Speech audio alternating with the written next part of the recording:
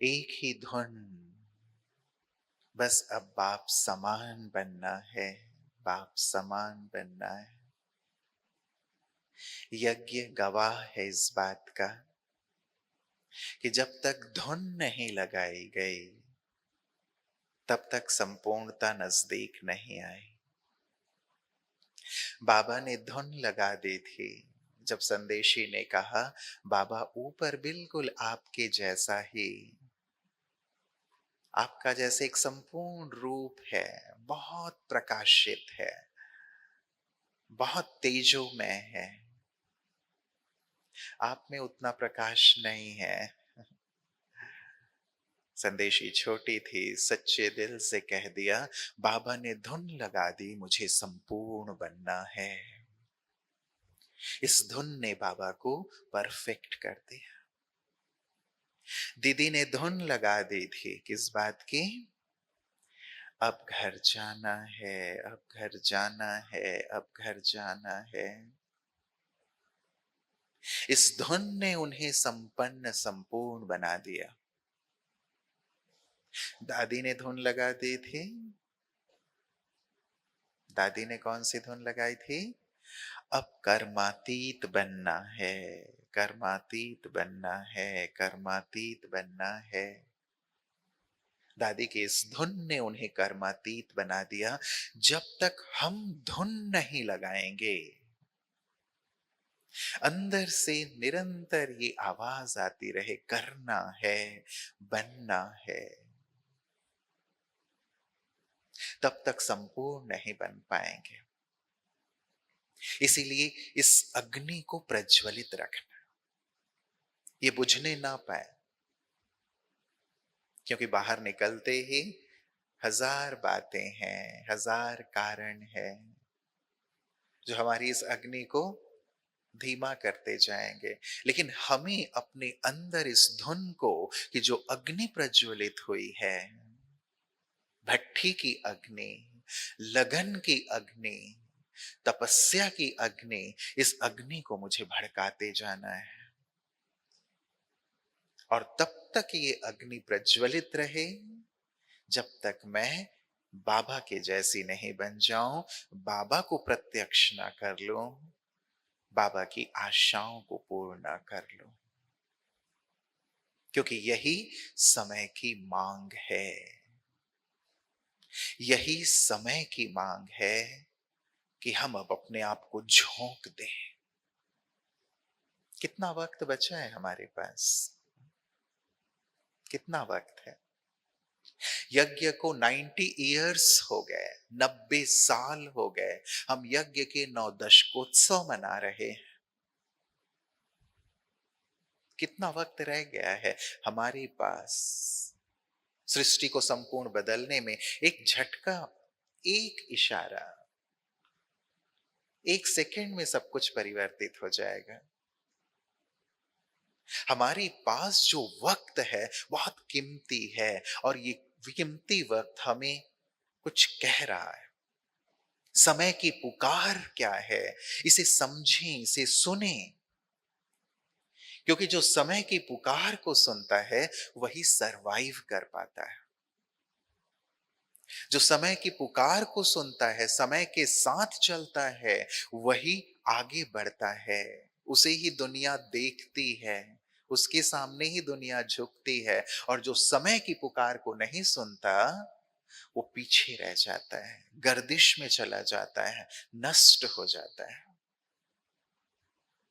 इतिहास गवाह है, बड़ी बड़ी सल्तनतें, बड़े बड़े राजा महाराजा सम्राट, बड़ी बड़ी कंपनियां नष्ट हो गई जिन्होंने समय की पुकार को नहीं सुना कि समय क्या मांग कर रहा है हमसे, समय क्या चाहता है हमसे।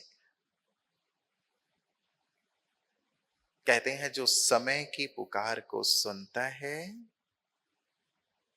समय उसकी पुकार को सुनता है और समय उसे श्रेष्ठ बना देता है। और जो समय को नष्ट करता है, समय उसे नष्ट कर देता है। जो समय को मूल्य देता है, समय उसे मूल्यवान बना देता है, और जो समय को नष्ट करता है, समय उसे नष्ट कर देता है। इस बात का ध्यान रखें। जो वक्त बीत गया दोबारा नहीं मिलेगा। और ये समय सृष्टि के सबसे मूल्यवान समय कालखंड से हम गुजर रहे हैं। सबसे मूल्यवान कालखंड, जिसमें भगवान कहते हैं संगम का एक सेकेंड अन्य युगों के एक वर्ष के समान है। इस समय तुम कदम में पदम जमा करते हो, कदम में पदम, लेकिन तब जब तुम याद में कदम उठाते हो, जब तुम ईश्वरीय सेवाओं में कदम उठाते हो, कदम में पदम जमा होते हैं। और यदि याद में कदम नहीं उठाते तो पद्मों का नुकसान कर देते हो। यही वो समय है जिसके लिए शास्त्रों में वो कथा आती है कि बंदर बंदरी पेड़ पर बैठे हुए हैं, आकाशवाणी हुई कि ये समय बहुत मूल्यवान है, बहुत मूल्यवान है, हजारों सालों में एक बार ये समय आता है, और इस समय जो पेड़ से कूद गया वो राजकुमार राजकुमारी बन जाएगा। बंदरी ने बंदर से कहा, देखो जी कितनी सुंदर बात है, कितना अमूल्य समय है, क्यों ना हम पेड़ से कूदकर राजकुमार राजकुमारी बन जाएं, महलों में रहें। हमारा भी क्या जीवन है, एक पेड़ से दूसरे पेड़ में छलांग लगाते रहते हैं। बंदर ने कहा, ये सब बातें फालतू की हैं। ऐसा होता है क्या कि पेड़ से कूदेंगे और राजकुमार राजकुमारी बन जाएंगे? बंदरी ने कहा, देखिए मुझे तो आकाशवाणी पे विश्वास है, मैं तो कूदती। बंदरी कूद गई और राजकुमारी बन गई। बंदर ने देखा अब ये राजकुमारी मेरे साथ पेड़ में तो रहेगी नहीं है, मैं भी कूद जाता हूं। बंदर भी कूद गया। क्या हुआ? बंदर के हाथ पैर टूट गए। क्यों? एक पल का बस अंतर था, एक पल का अंतर, एक मिनट कह लें आप। वही वो समय था जिस समय पर कूदने से राजकुमार राजकुमारी बना जा सकता था। वो पल बीत जाने के बाद बंदर कूदा तो हाथ पैर टूट गए। इतना वक्त का महत्व है, एक एक पल का महत्व है। क्या हम इतना महत्व अपने समय को देकर चल रहे हैं? और वो पल यही है, वो पल यही है जो शास्त्रों में वर्णित था। हजारों वर्षों में एक बार जो पल आता है, 5000 साल में ये पल एक बार आता है। अभी कूद गए, अभी तप कर लिया, अभी भगवान की आज्ञाओं के अनुसार अपना जीवन बना लिया, राजकुमार राजकुमारी बन जाएंगे। उधर से एक राजकुमार गुजर रहा था, देखा राजकुमारी पेड़ के नीचे है, उसे लेकर के महल में चला गया। बंदरी राजकुमारी बन करके, महारानी बन करके पूरे ऐश्वर्यों को भोगने लगी, सुखी रही, आनंद में रही। और बंदर का क्या हुआ?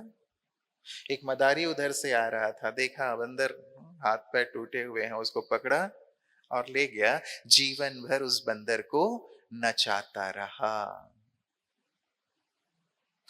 हम पर है, अभी हम तप करके, अभी अपने आप को श्रेष्ठ पुरुषार्थ में झोंक करके, अपने एक एक पल को सफल करके पूरे कल्प के लिए अपने आप को राजकुमार राजकुमारी बना लेते हैं,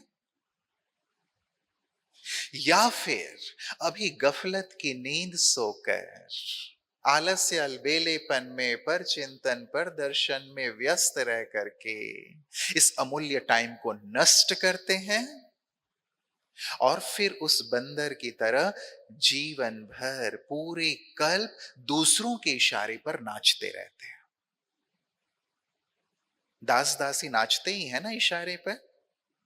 यदि राजकुमार राजकुमारी नहीं बने तो क्या बनेंगे? दास दासी बनेंगे। और दास दासी राजा रानी के इशारों पर नाचते ही तो है ना। भाई यहां सफाई करो, वहां सफाई करो, यहां झाड़ू लगाओ, वहां पोछा लगाओ। ये क्या है? इशारों पर नाचना। तो मुझे ये करना है या राजकुमार राजकुमारी बनना है? क्या करेंगे? क्या बनने के लिए आए हैं? महाराजा महारानी, राजकुमार राजकुमारी। इसीलिए बड़े अक्षरों में ना अपनी बुद्धि में और अपनी डायरी में नोट करके रखें। बाबा ने कहा है बच्चे, ये कल्प कल्प की बाजी है, कल्प कल्प की बाजी। अभी यदि महाराजा महारानी बन गए पुरुषार्थ करके, तो कल्प कल्प महाराजा महारानी बनते रहेंगे। और यदि अभी पुरुषार्थहीन बने रहे, चलता है ना, देख लेंगे, हो जाएगा, इस आलस्य अलबेलेपन में सोते रहे और दास दासी बन गए, तो कल्प कल्प क्या होगा? दास दासी बनते रहेंगे। कल्प कल्प की बाजी है, नूंद हो रही है। इसलिए झोंक दो अपने आप को, पुरुषार्थ में झोंक दो, लगा दो। जिसको बाबा कहते हैं 20 नाखूनों का जोर लगा करके पुरुषार्थ करो, छोड़ो मत। कोई कमी है ऐसा नहीं, ठीक है ना, ठीक हो जाएगा ना, छोटा सा तो है, चलता है ना, बन जाएंगे ना, हो जाएगा ना। छोटी सी चीज अंत समय में फेल कर देगी, फेल कर देगी। अंश होगा, वंश उत्पन्न हो जाएगा, बाबा ने कहा है। इसीलिए अपने आप को चलाओ मत, चलाओ मत। यदि चलाएंगे तो बाबा ने कहा है जो अभी अपने आप को चलाएंगे, अंत में उन्हें चिल्लाना पड़ेगा, अंत में। क्योंकि 2 लाइनें लगने वाली हैं, बहुत जल्दी 2 लाइनें लगने वाली है। एक प्राप्ति स्वरूप आत्माओं की लाइन होगी, जिन्होंने भगवान से सब कुछ प्राप्त कर लिया होगा, और दूसरी लाइन पश्चाताप करने वाली आत्माओं की होगी। एक खुशी और प्रेम के आंसू रो रहे होंगे, बाबा के प्यार में डूबे होंगे, और दूसरे पश्चाताप करने वाले खून के आंसू रो रहे होंगे। बाबा ने कहा, बाबा के महावाक्य है, जस्ट याद दिला रहा हूं। अब उस समय के हम बहुत नजदीक पहुंच रहे हैं। इसलिए ऐसा ना हो मेरी झोली खाली रह जाए, हम ये सोचते रहे बहुत जमा है, बहुत जमा है। नहीं, बाबा ने खुद अव्यक्त महावाक्य में कहा, बच्चे सोचते हैं कि हमने बहुत जमा कर लिया है, लेकिन उतना जमा नहीं है। क्या मैं अपने तन मन धन समय श्वास संकल्पों को सफल करते हुए चल रहा हूं? एक एक पल बाबा की याद में कदम उठाते हुए जमा करते हुए चल रहा हूं? अब इसका समय है, कुछ भी व्यर्थ ना जाए, तन भी सफल करते चलो। जितनी सेवा हो सके हम यज्ञ की सेवा करें, तन को यज्ञ सेवा में लगाएं, कर्मणा सेवा में लगाएं। धन भी जो है यज्ञ सेवा में सफल करते चलें, बाकी सब तो यहीं रह जाएगा। जो हमने सफल किया वही तो हमारे साथ चलेगा ना। ईश्वर के नाम जो लगाया वही सफल होगा। जो श्वास जिस श्वास में बाबा की याद है, जिन संकल्पों में बाबा की याद है, वही संकल्प वही समय सफल है। क्या ऐसे सफल करते हुए मैं चल रही हूं? तो समय की पुकार है, 8 पुकार हैं समय की, और इन पुकारों को अपने कानों में गूंजाते रहिएगा। क्या ये पुकार मैं सुन रही हूं? पहली पुकार है समय की, समय की पुकार, हो जाओ तैयार। समय की पुकार है, हो जाओ तैयार। तैयार हो जाओ, किसके लिए तैयार हो जाओ? सब कुछ छोड़ने के लिए तैयार। तैयार हैं सब कुछ छोड़ने के लिए? ये तन भी छोड़ना होगा, अपने संबंधियों, अपने प्रियजनों को भी छोड़ना होगा, वस्तुओं को भी छोड़ना होगा जो हमने संग्रहित कर रखे हैं, चाहे वो धन है या जेवर है। सब कुछ छोड़ने को तैयार मैं हूं।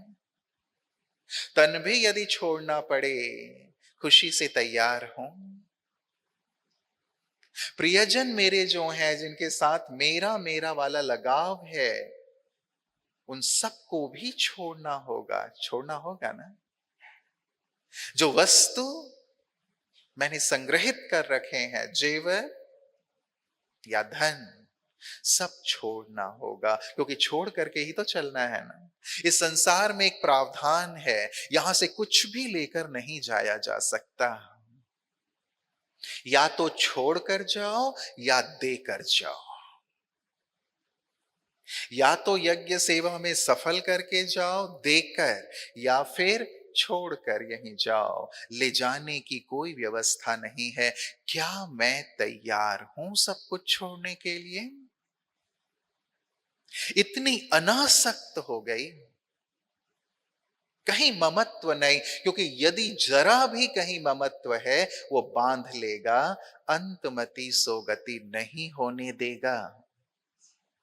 अभी भी योग में बैठते हैं तो चेक कर लें कहां मेरा संकल्प जाता है, कहां मेरी बुद्धि जाती है। जहां बुद्धि जा रही है वहां ममत्व है। सावधान, सावधान।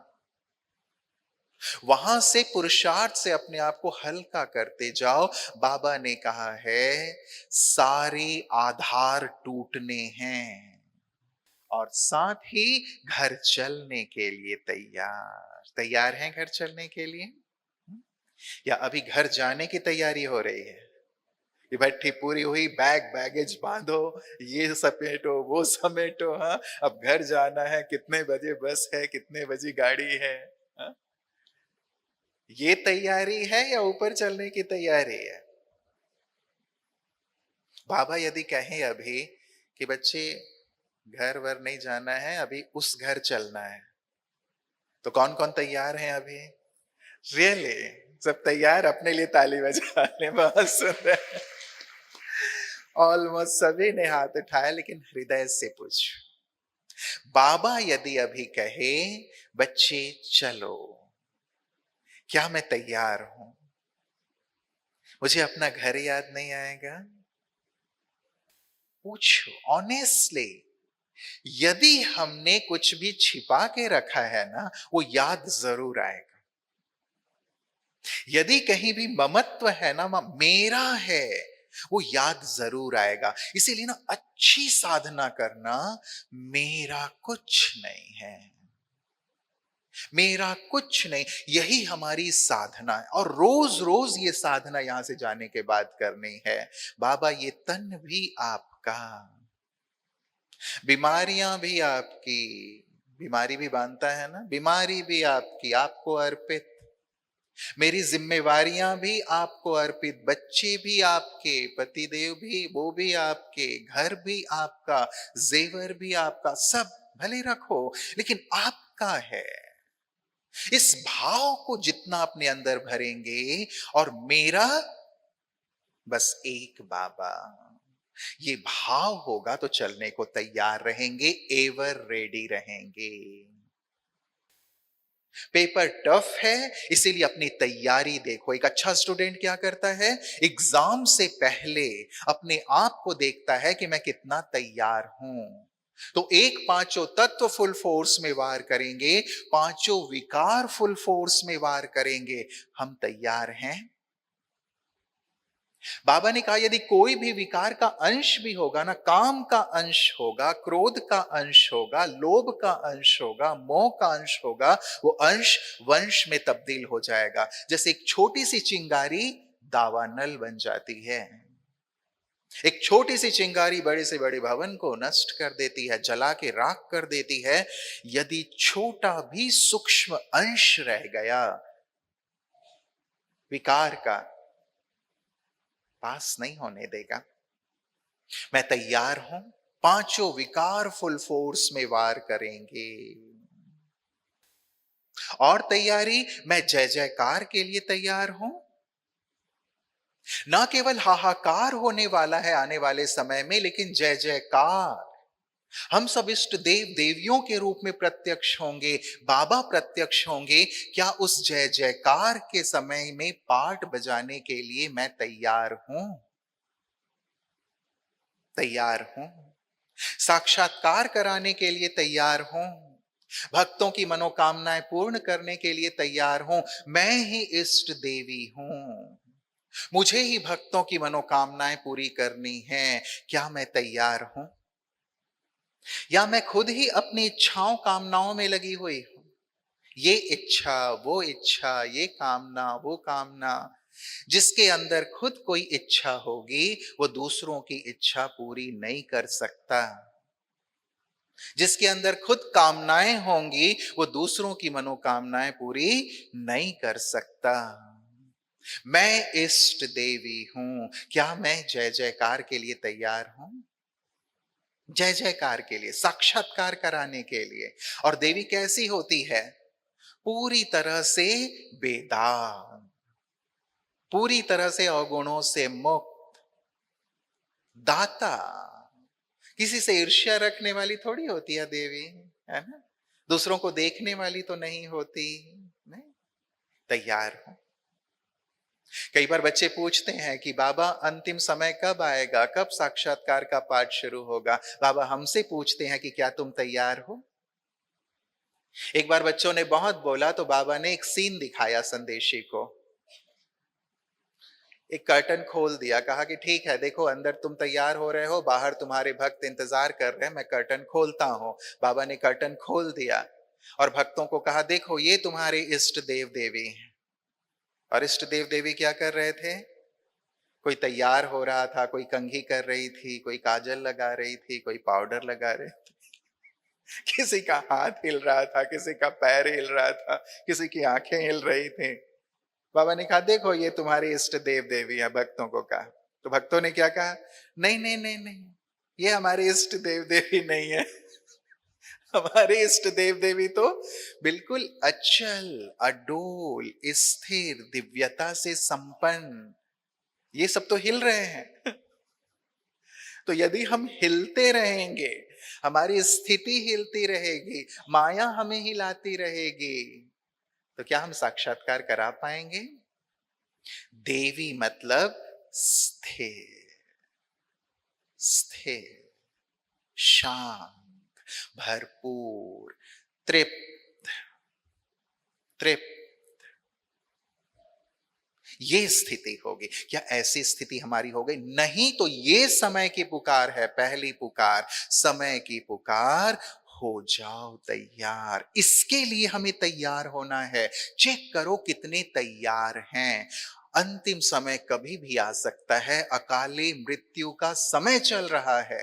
अचानक कुछ भी हो सकता है, कुछ कहा नहीं जा सकता। मैं अपने आप को, अपने एक एक पल को अपने फाइनल पेपर की तैयारी के लिए लगा दूं। ये समय की पुकार है। दूसरी पुकार, समय की पुकार, मत करो इंतजार। बाबा ने कहा इंतजार मत करो, बल्कि इंतजाम करो। तुम किसका इंतजार कर रहे हो? किसका इंतजार? सब तुम्हारा इंतजार कर रहे हैं, तुम किसका इंतजार कर रहे हो? प्रकृति भी तुम्हारा इंतजार कर रही है, कब मेरे प्रकृतिपति आएंगे, मुझे पावन बनाएंगे। भटकती हुई आत्माएं इंतजार कर रही हैं कि कब हमारे मुक्तिदाता आएंगे, हमें मुक्ति देंगे। वो इंतजार कर रहे हैं। संसार की दुखी आत्माएं इंतजार कर रही हैं कि कब हमारे दुख हरता सुख करता आएंगे, हमारे दुख दूर करेंगे, हमें सुख देंगे।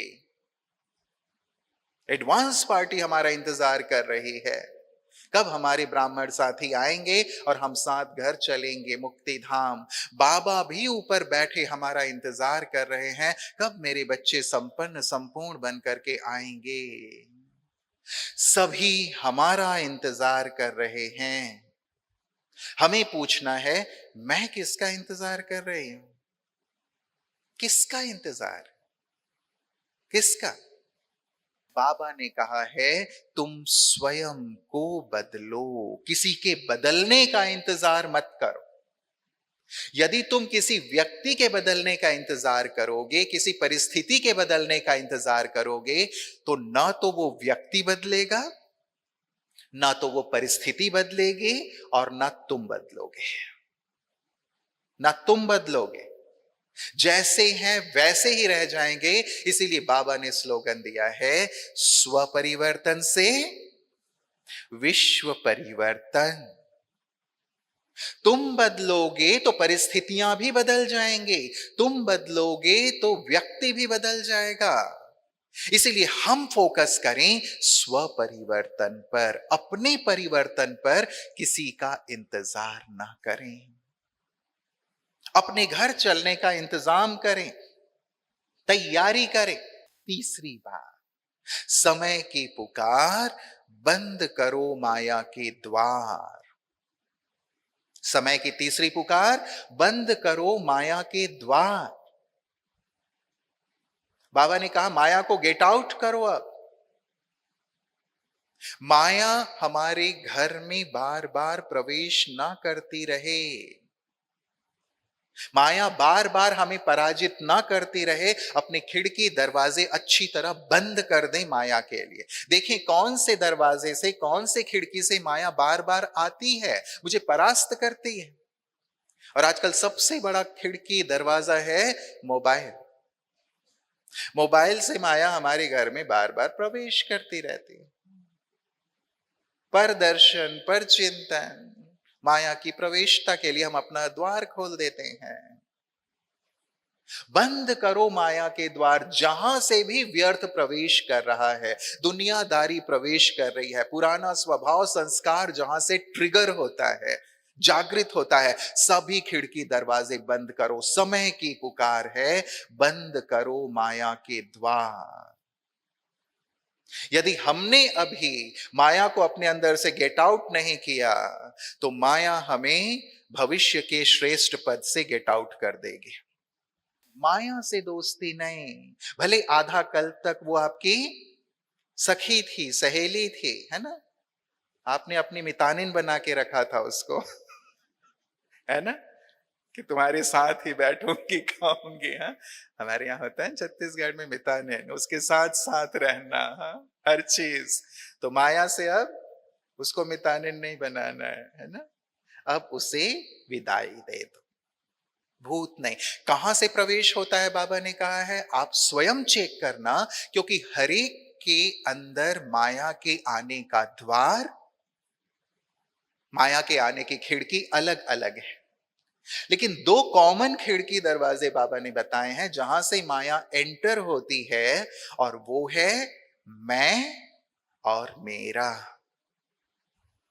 मैं और मेरा, ये माया के आने के द्वार हैं। इन द्वारों को बंद करो, बाबा ने कहा।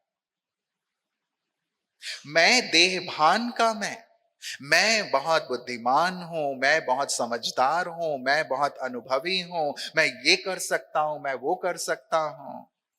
मैं देह भान का मैं माया का द्वार है। इस मैं को बाबा ने कहा रिप्लेस करो, मैं आत्मा। मैं आत्मा। और मैं कौन सी आत्मा? अपने स्वमानों को याद करो। मैं श्रेष्ठ आत्मा, मैं पूर्वज आत्मा, मैं महान आत्मा, मैं इष्ट देवी, मैं भगवान की राइट हैंड, मैं भगवान के नयनों की नूर, मैं विश्व कल्याणी, मैं जगत जननी, मैं शिव शक्ति। ये हूं मैं। बाबा ही करन करावनहार है। बाबा ही मेरे द्वारा जो भी मैं कर पा रही हूं, बाबा की वजह से। वो है तो मैं हूं। इसीलिए देह भान का मैं नहीं, मैंने ये किया, मेरे ना होने से ये सेवा नहीं होगी, नहीं। अरे भगवान तो अंधे को भी दिखा देता है, लूले लंगड़े को भी पहाड़ में चढ़ा देता है, गूंगे से भी बुलवा लेता है। वो जिससे चाहे, उससे जो चाहे वो करवा सकता है। वो ऑलमाइटी है। ये मेरा भाग्य है कि वो मुझे सेवा का अवसर दे रहे हैं। इसमें मैंपन ला करके मैं उसे मलिन ना कर दूं। मैं आया और सेवाओं का गुलदस्ता मुरझाया, बाबा कहते हैं। मैं आया और श्रेष्ठ स्थिति का गुलदस्ता मुरझाया। इसीलिए मैं नहीं। जब श्री राम जी रावण को मार करके अयोध्या वापस आए तो उनकी मां कौशल्या ने उनसे पूछा कि बेटा रावण को मार दिया? तो श्री राम जी ने कहा, रावण को मैंने नहीं मारा मां, रावण को मैंने मारा। रावण को मैंने नहीं मारा, रावण को उसके मैंने मारा। हमें भी हमारा मैं मार देता है, इसीलिए मैं नहीं, बाबा। और मेरा की जगह मेरा बाबा। पक्का कर ले इसे, पक्का कर ले, मेरा एक बाबा। जब भी मेरा शब्द बोले मेरा बाबा, मेरा बाबा। दादी जानकी जी हमेशा कहती थी, दिल से सारे दिन में 1000 बार कम से कम निकले मेरा बाबा, मेरा बाबा, मेरा बाबा। मीठा बाबा, प्यारा बाबा। बस, तो बस एक बाबा मेरा है। वास्तव में तीनों लोकों में यदि मैं किसी को मेरा कह सकती हूं तो वो कौन है? कौन है? बाबा। और कोई मेरा है? ये देह भी मेरा नहीं और ना ही देहधारी मेरे। मैं मेरा बंद करो। चौथी पुकार समय की पुकार, लगाओ अपनी दरबार। राइमिंग वर्ड्स हैं, आपको याद रहेंगे। समय की चौथी पुकार, रोज लगाओ अपनी दरबार। जैसे ब्रह्मा बाबा रोज अपना दरबार लगाते थे, आप भी रोज अपना दरबार लगाओ। केवल रात को नहीं, सुबह, दोपहर, शाम, रात दरबार लगाएं। देखें सभी मेरी कर्मेंद्रियां अनुशासित हैं, मेरे अनुसार चल रही हैं। यदि राजा अपने दरबार में नहीं बैठेगा, अपने कर्मचारियों का हालचाल नहीं पूछेगा, तो राज्य में अराजकता हो जाएगी। कर्मचारी राज्य करने लगेंगे। इसीलिए राजा को अपने सिंहासन पर बैठना जरूरी है। और इसीलिए बाबा कहते हैं, बच्चे रोज अपना दरबार लगाओ। देखो सभी सूक्ष्म और स्थूल कर्मेंद्रियां ठीक ठीक काम कर रही हैं। अभी से अपने सूक्ष्म और स्थूल कर्मेंद्रियों पर राज्य करना शुरू कर दो। राज्य। आंखें कुछ भी इधर उधर नहीं देख सकती, नहीं जा सकती। मेरी आंखें कहीं डूब नहीं सकती। मेरे कान किसी व्यर्थ की बात में, पर चिंतन में डूब नहीं सकते। मेरा मुख किसी भी व्यर्थ की बात में डूब नहीं सकता, क्योंकि मैं राजा, राजा स्वराज्य अधिकारी हूं। ये नशा, ये स्थिति लेकर के यहां से जाना है और लगातार इसका अभ्यास करना है, क्योंकि हम हैं पुरानी दुनिया में। पुराने संस्कार सिर उठाते रहते हैं, धोखा देते रहते हैं। राजा जब ये संस्कार बन जाएंगे ना, धोखा देना बंद कर देंगे संस्कार। पांचवी बात, समय की पुकार, कर लो अपना श्रृंगार। किससे श्रृंगार? स्थूल श्रृंगार नहीं। बाबा कहते हैं अभी तो तुम वनवाह में हो, अभी तो श्रृंगार करने की जरूरत नहीं। अभी सोने की चैन, सोने का ये सब पहनेंगे तो आजकल तो लोग वैसे ही खींच लेते हैं, है ना। इसलिए ठीक है, सिंपल पहनो। ज्यादा कुछ पहने तो वैसे चोरों की नजर पड़ जाती है ना? तो श्रृंगार किससे करना है? ज्ञान से श्रृंगार, गुणों से श्रृंगार, शक्तियों से श्रृंगार। ज्ञान से श्रृंगार करते जाओ।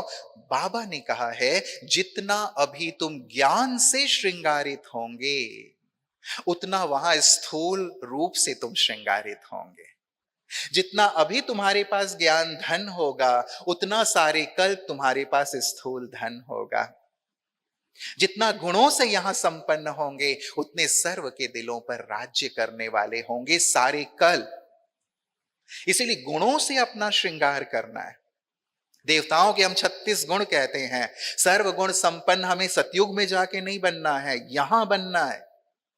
वो मेरा श्रृंगार करने के लिए बैठे हुए हैं। अभी जितना चाहो श्रृंगार करा लो बाबा से। वो ज्ञान से श्रृंगार करने के लिए बैठे हैं, गुणों से श्रृंगार करने के लिए बैठे हैं, शक्तियों से श्रृंगार करने के लिए बैठे हैं। भर लो, श्रृंगार करवा लो। बाबा भी खाली बैठे हैं, बाबा के सामने बैठना अर्थात स्वयं को श्रृंगारित करते जाना। हम बेढप पत्थर की तरह हैं, बाबा मूर्तिकार हैं। यदि वो पत्थर समर्पित होकर नहीं बैठेगा मूर्तिकार के आगे, तो मूर्तिकार हम बेढप पत्थर को मूर्ति नहीं बना पाएगा। हम आधे घंटे 1 घंटे बैठते हैं योग में, क्या मूर्तिकार हमें वैसा स्वरूप दे पाएगा जैसा वो देना चाहता है? दे पाएगा? दे पाएगा? नहीं दे पाएगा। इसीलिए कहा समझदारी इसमें है, समय की पुकार, वो श्रृंगार करने वाला मूर्तिकार, वो मूर्तिकार बनाने वाला भगवान आया हुआ है। समर्पित हो के उसके पास बैठो, बैठो। हमारे लिए है वो, हमारा श्रृंगार करने के लिए आया हुआ है। हम कितना वक्त देते हैं उसके अनुसार ही हमारा श्रृंगार होगा, अन्यथा वैसे के वैसे रह जाएंगे। इसीलिए पांचवी पुकार, समय की पुकार, कर लो श्रृंगार। छठवीं पुकार, समय की पुकार, कर लो एक से प्यार, एक से प्यार। सबसे इधर उधर प्यार बटा हुआ ना हो। 20% इससे प्यार, 20% उससे प्यार, 10% यहां प्यार, 20% यहां, बाकी बचा कुचा बाबा से प्यार नहीं। मेरा संपूर्ण प्यार एक बाबा के लिए, एक के लिए, एक से प्यार। एक का पाठ पक्का कर लें, मेरे हृदय में केवल एक बाबा हो और कोई नहीं। इसीलिए प्यार बढ़ाते चलें बाबा से, ये याद करते हुए कि बाबा ने मुझे क्या क्या दिया है, कितने उपकार किए हैं। यदि बाबा हमें ना मिलते तो हम कहां होते? सोच, कहां होते? ना जाने किस दलदल में, किस कीचड़ में, किस गंदगी में, किस गली में, किस कोने में पड़े हुए होते। भगवान ने हमें उठाया, अपनी गोद का बच्चा बनाया, शुक्रिया बाबा का। इसीलिए दिल से उसके उपकार गाते रहें। बाबा आप मिले, सब कुछ मिल गया। आप ही मेरे संसार हो, आप ही मेरे सर्वस्व हो, मेरे हृदय में, मेरे मन बुद्धि में बस आप ही आप हो। एक बाबा, दूसरा ना कोई। एक का पाठ, एक का पाठ पक्का कर लेंगे, पक्का पक्का, एक एक बाबा बस। तो समय की पुकार, करो एक से प्यार। सातवीं पुकार, समय की पुकार, हो जाओ बलिहार। बलिहार हो जाओ उसके ऊपर, बलिहार, अपना सब कुछ उसके ऊपर बलिहार। मैं भी तुम्हारा, मेरा सब कुछ तुम्हारा, बलिहार। बाबा कहते हैं जो बलिहार हो जाते हैं वही बाबा के गले के हार बनते हैं। उन्हीं के गले में माया भी हार डालती है।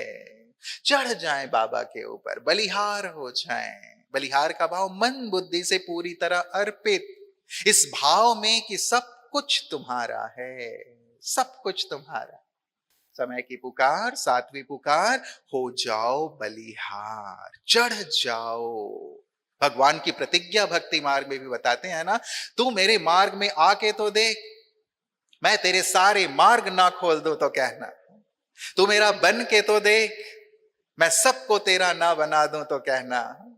तू मेरे मार्ग पे कुछ अर्पण करके तो देख, सारे कुबेर के खजाने तेरे लिए ना खोल दूं तो कहना। ये भगवान की प्रतिज्ञा है।